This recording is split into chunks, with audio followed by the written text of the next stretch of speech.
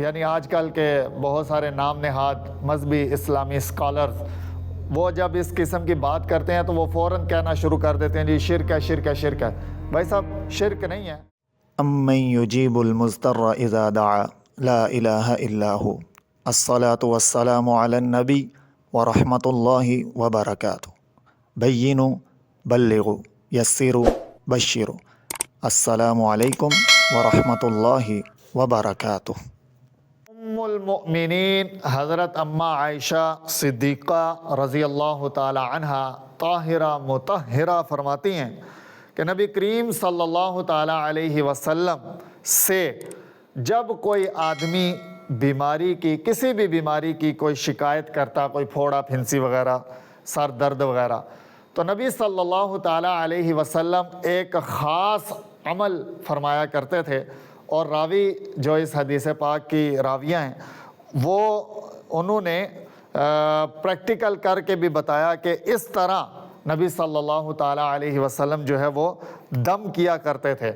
اور حضرت سفیان بن عیینہ رضی اللہ تعالی عنہ وہ بھی اس عمل کا نبی صلی اللہ تعالی علیہ وسلم کے اس عمل کا پریکٹیکل کر کے بتایا کرتے تھے کہ حضور صلی اللہ تعالی علیہ وسلم یوں دم کیا کرتے تھے۔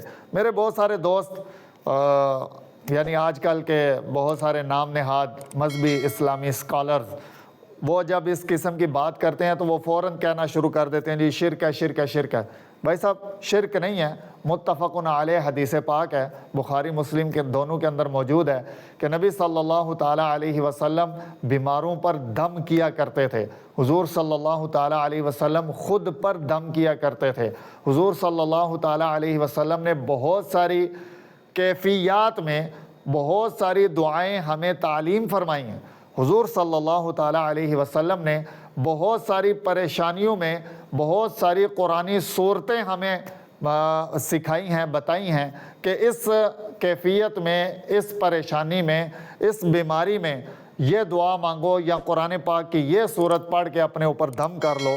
تو بہرحال بات لمبی ہوگی کہ نبی صلی اللہ تعالی علیہ وسلم ایک خاص دعا فرمایا کرتے تھے، بسم اللہ تربت ارضنا، بسم اللہ تربت ارضنا بریفت بعضنا یشفا به سقیمنا باذن ربنا۔